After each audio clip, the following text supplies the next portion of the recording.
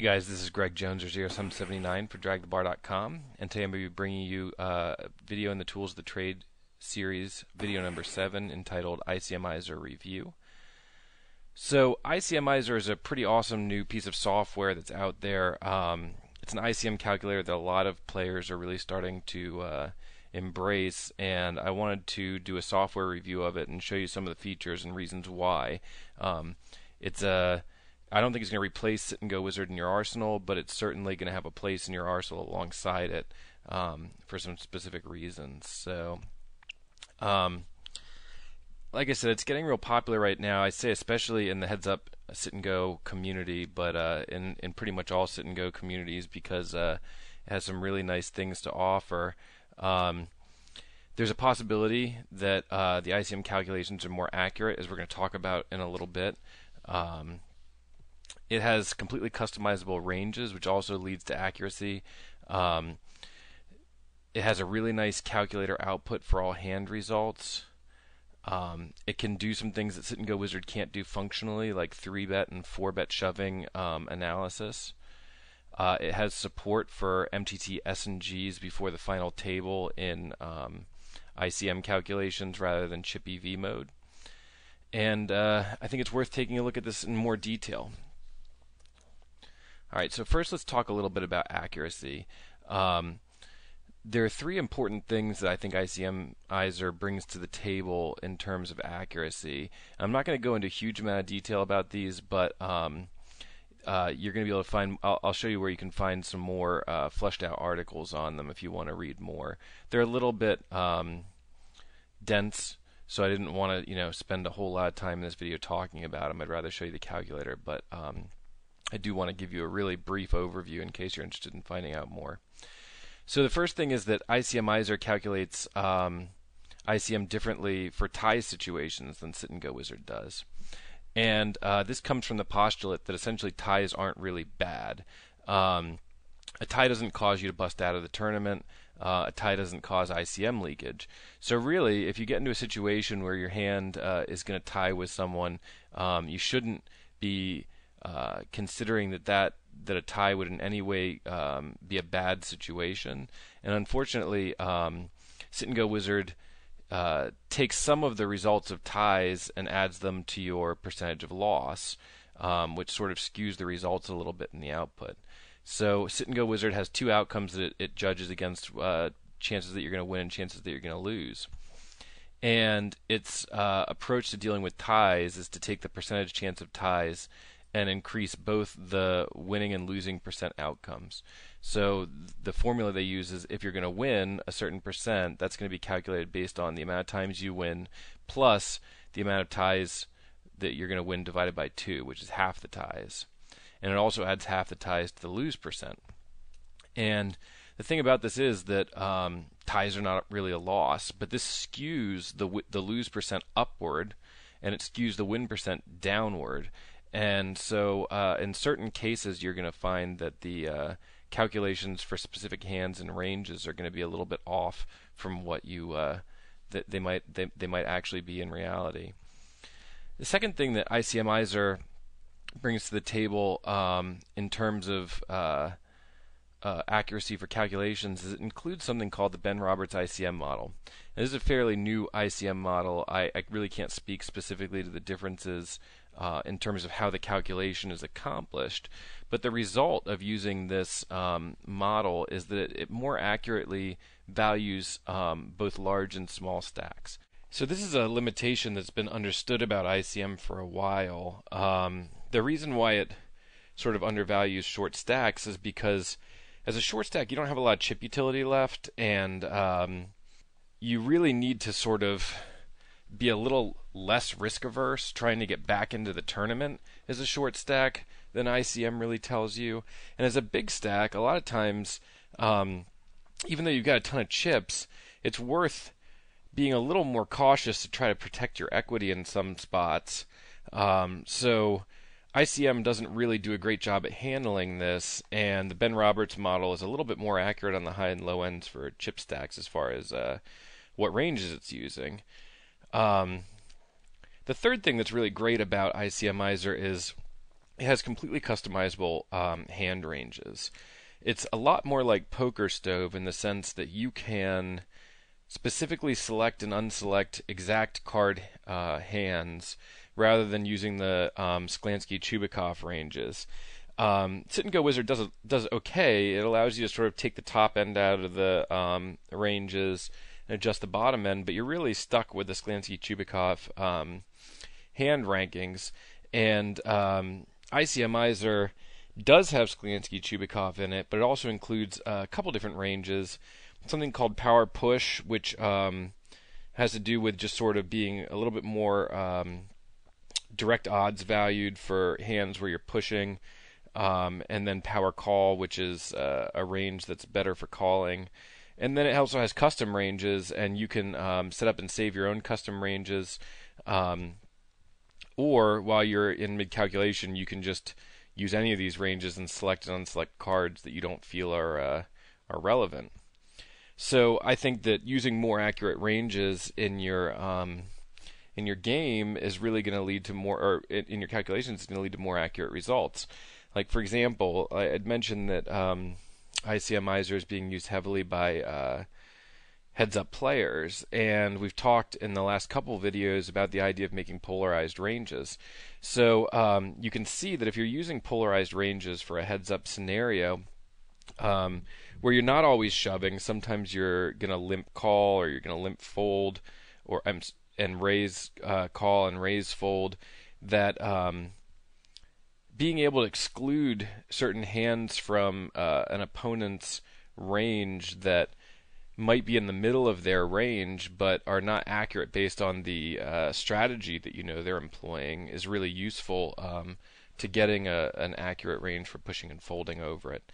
So I would say on these three topics, for more information, you should really go check out the Icmizer website, which is at pokericmcalculator.com. There's a really nice set of articles that has been posted on there on a variety of different topics, and you'll see that there's articles about the top two topics specifically. If you want to know more about how ties are dealt with and error in in Sit and Go Wizard versus Icmizer, the guy who developed Icmizer goes through some specific scenarios and shows the differences in terms of the calculations, and also there's a article by Ben Roberts about his model on that website. So in the next part, we're going to be taking a look at the calculator, specifically in terms of setting it up for 3 and 4 bet calculations. Alright, so this is the Icmizer calculator. I've actually loaded it up in my browser. The way the Icmizer works is a subscription-based calculator, and you can see it runs out of the browser. At some point, I think they used to have it as a downloadable thing, and for some reason they've switched to this model. All the calculations are performed on their website, and I think that's how they're doing sort of control of people stealing it. I think that's smart in some ways. So it works pretty well running out of the browser. I don't find any issues with that.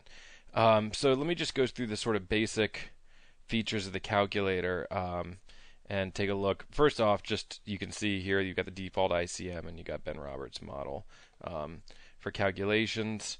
You've got some ability to load hand histories through the clipboard and just directly importing hand history files.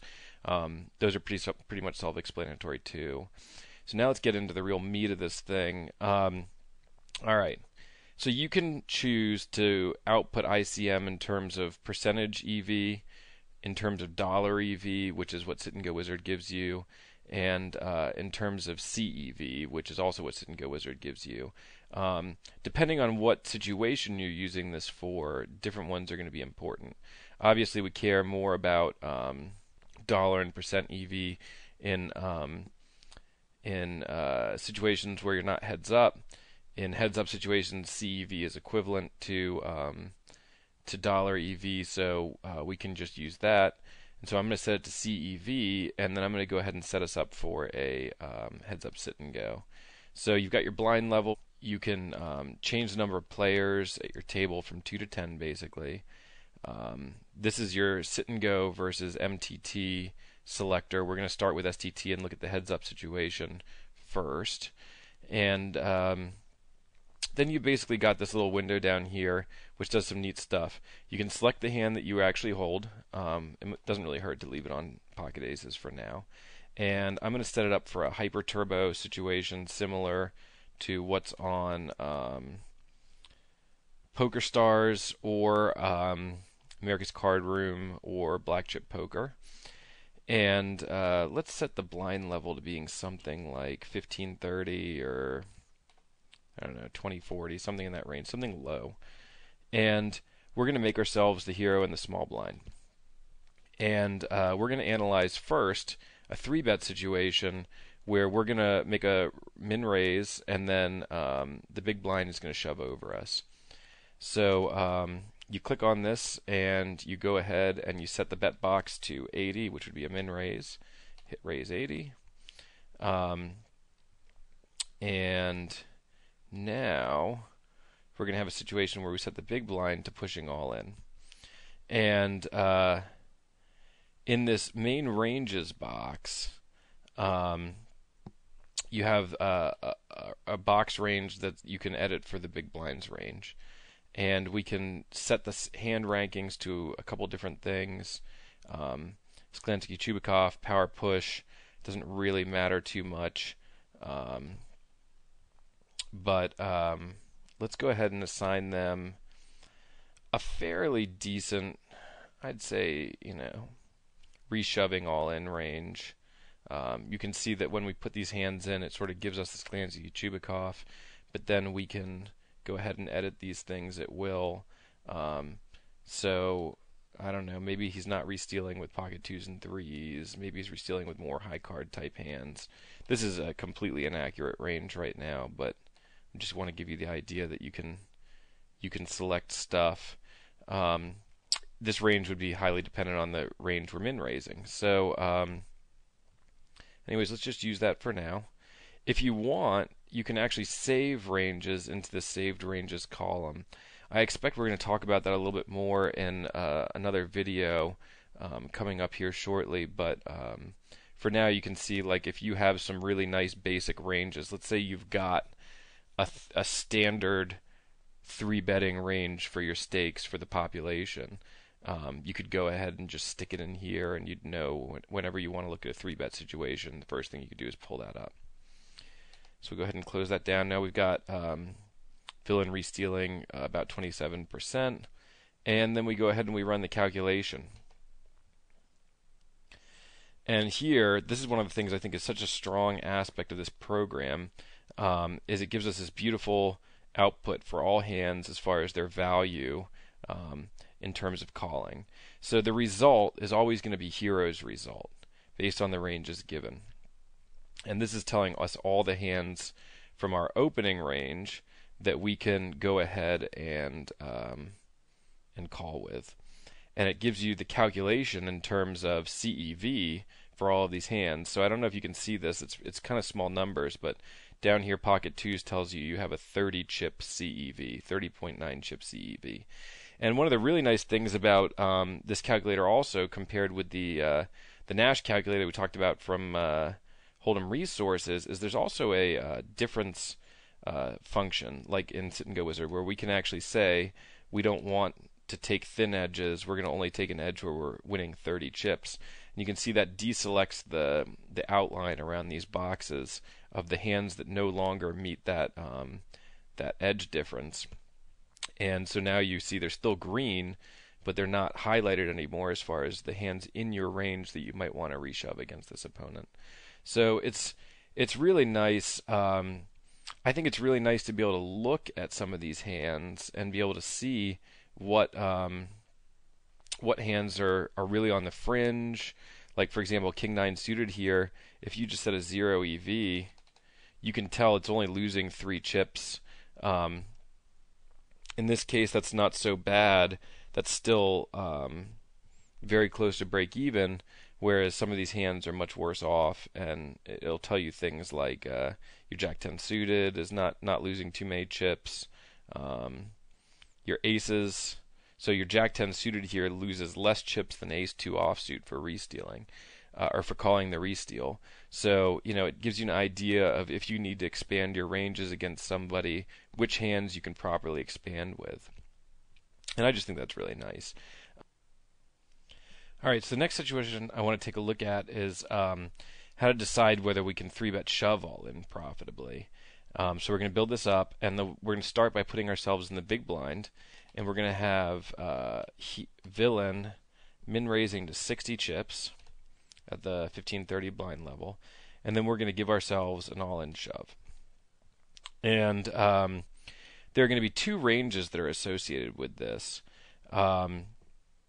And the output is going to give us always the range of what hero should do. So the first thing you can look at is the main ranges. This is the range for the small blind. What we want to do is we want to assign a min-raising range. And I'm going to make this really, really wide because, it heads up, especially at the hypers. Guys are min-raising realistically somewhere around 80 to 90% of hands, if they're any good. So now we're not at all using Sklansky Chubikov. We've sort of given ourselves a really wide range. This is 80%, and then our hero push now is going to show all the hands that villain raised. And then it's going to highlight in yellow the hands that villain is going to call our push with. So I would say villains are probably going to be calling with most pocket pairs. They're probably going to be calling with most aces. In fact, one thing you can do with this is you can go to the power call ranges, and we can actually adjust this. We can see what power call sort of thinks villains would call with. And I think it's pretty reasonable to assume that using the power call ranges and maybe taking out a couple of these weaker aces, but down to pocket fours, this looks pretty reasonable. So we'll go ahead and close that. And then when we do the calculation, we see that villain is sort of raising 80% and then calling our shove with about 18.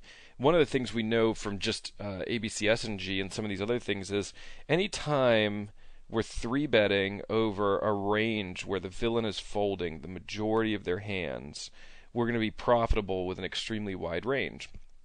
So one of the guidelines I've talked about, I think in videos and with students, is if you get villain to fold more than half their range, you should start to open up from the magic range in a regular 9-man. And by the time you're getting them to fold more like 66 to 75% of their range, you can really be getting close to shoving any 2 cards. So we'll see how this plays out in a heads-up S&G. You can see that basically every card, every hand in our range that we could 3-bet with here is profitable. Now, a good place to start might be to only take hands that are more profitable than because we're going to lose the big blind to the min raise. The big blind is 30 chips. So setting the edge to 30 chips tells us which hands we can shove that are not only profitable but are also past the break-even point for paying that blind. So here now you can see the range is something more like I don't know how many hands this is. 76% of the hands that were dealt we can profitably 3-bet shove with, and assume that we're going to be making more money than open folding to this min raise. So this is a really neat result. And now what I want to do is go back and we'll put ourselves in the small blind again, and let's look at a situation where we're 4-betting. Alright, so I've gone ahead and I've set it up for the 4-bet situation now. We've got a situation now where to have to deal with 4-bet shoving, we're sitting in the small blind and we raise to 60, and then big blind raises to 135, and we're going to set his raise range at about 18%. That's sort of a typical 3-bet range for heads up of an aggressive player. And then the next thing we have to do is we have to set his range for calling our shove. So in this case now, if we are shoving over the big blind after his raise of 135, then we're going to put in a realistic range of sort of hands that we think he calls our shove with. And this is where it gets a little tricky. I mean, guys are going to have slightly different ranges for this kind of stuff, but I think they're going to call a lot lower into the pocket pairs than they are into the aces. I think they're going to call, ace 8, ace 9, that sort of thing, as sort of the outer boundary against unknowns. I'm going to put the king queen and king queen suited in there just for because I think good players tend to call those even though they're not winning hands. I don't know. We could probably put pocket fives in there too, but this looks like a decent range. And then we can go ahead and calculate this. And what this is going to show us now is that this is always the results for hero. So hero with a 30 chip edge, this is the results without a 30 chip edge, can shove 32%. If we add some edge in here for our shove over them, you can see that our range ends up being 4-betting all-in range of pocket twos, ace 9 suited, ace 10, that sort of thing.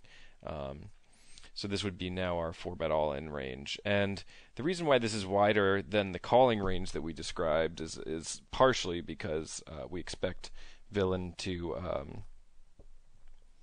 fold hands a little bit more. We get a little fold equity, and we expect them to, the onus on them when they're calling all in, they're going to be a little bit tighter than our 4-bet all-in range. So this is how the Icmizer calculator works for heads-up situations for 3-bet and 4-bet. That's why heads-up guys have been sort of getting to use this, because you just can't do this kind of calculation with sit-and-go wizard very easily. I don't think it can do it at all, and the other calculators that I know of that can do some approximation of this don't seem to be able to do it this well. So I really like this aspect of the calculator. Some other features you can see in here just to check is that you've got a situation where you can save the results, you can export the hand ranges, copy things to a clipboard. You've got a built-in ICM calculator where you can just go ahead and do chip stacks and see what they're worth. And actually, let's go ahead. I want to show you one more really nice button in this before we end the heads-up section. Let's reset everything, and let's just go ahead and look at a situation where we're going to be shoving about 10 blinds deep. When you get into shoving, you can set the villain's range manually, like we've talked about. Or you can go ahead and use this really nice function which is built into here where we can assign a Nash range. You'll see that popped up from 8 to 37%. Right now, if we were to shove 10 blinds deep, this calculator is smart enough to realize that the Nash range for villain to call us is 37%. So, and then when we go ahead and calculate this, it's going to give us the Nash range for shoving, which should be accurate for 10 blinds. But then the nice thing is we can go ahead and add this edge in here, which means that if we want to tighten up and not use the full Nash range, we can get some nice ranges to shove against a player calling the Nash range to be a little bit more exploitative. So this assigning Nash ranges thing is really cool because, especially for like hypers, for 6-max hypers, a lot of times you're going to be playing in situations where people are somewhat close to the Nash range, and if that ever happens, then you don't have to even think about assigning their ranges. You can just use that assign Nash ranges feature. And I find that really, really useful.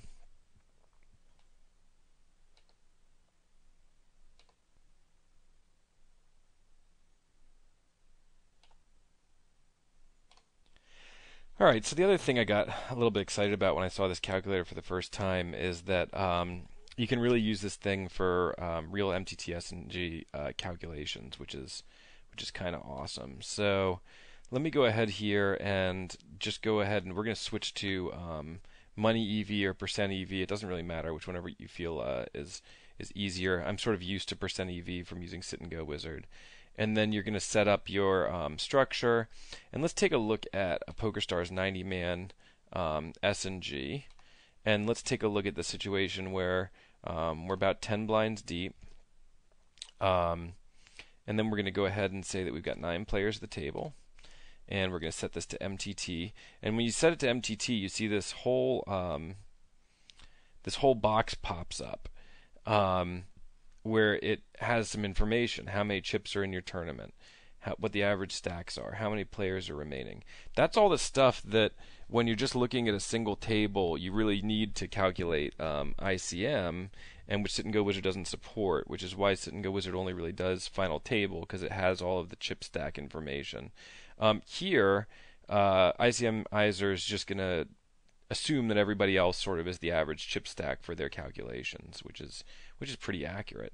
So now we can set ourselves to a situation where we've got, let's say we've got, and this remaining players can go up to 60. All right. So the number of chips that should be in one of these tournaments is 13,500. I believe that's correct, if memory serves me.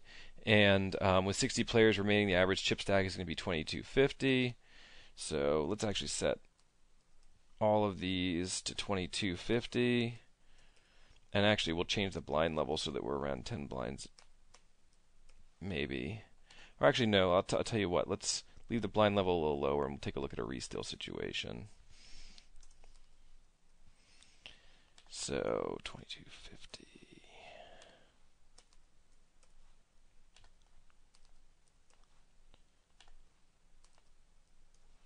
And I'm going to put us on the button.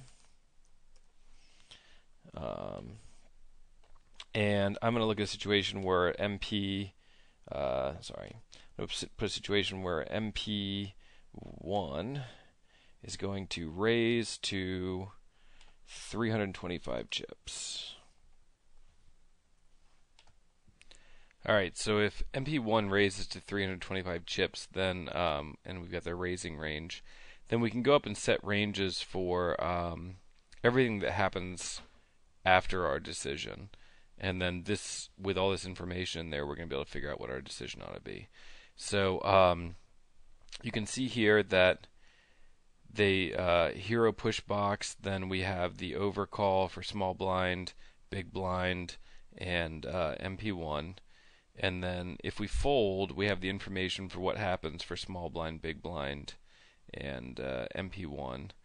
And then if small blind folds, then we have what happens for big blind pushing and MP1 calling. And then over here, in this, you can set their overcall ranges. So this is if, somebody shoves, then who else might overcall and what their ranges might be. And their overcall ranges are set to be pretty tight. So with all that inputted, and I think it's okay. I mean, these ranges are probably a little bit tight and not really accurate. This is really just more to test the calculator. Then you can see that we can calculate, give it a 0 EV edge, and this is what the hands are that's telling us we should open shove over, 3-bet over this 325 raise. So wouldn't worry too much about the result here. It's more just about learning how the calculator works. And overall, I'd say it's a pretty awesome calculator. So in summary, this calculator is has some really nice features that Sit and Go Wizard doesn't have, and I think it's worth taking a look at. I think you'll find that, depending on certain situations, Sit and Go Wizard is going to be better for you. I've always liked the fact that Sit and Go Wizard is integrated into Hold'em Manager. So there are certain instances, especially like hand history review and things, where the Sit and Go Wizard is going to be a superior solution. But knowing the other tools that are out there and knowing what your options are as far as places where Sit and Go Wizard might come up short is helpful. And this Icmizer tool is really one of the best out there as an alternative. So I hope you've enjoyed this video. I'm really looking forward to using this software in the future, and especially for future videos. I have some plans to take a look at some things in future videos that relate to this calculator. So, if you find that you like it, you might want to go ahead and pick it up. And if you see after a couple of videos this is something that we're going to start using heavily, then you may want to go ahead and pick it up. Anyways, I hope this is informative, and this is Greg Jones or 0779 saying good luck at the tables.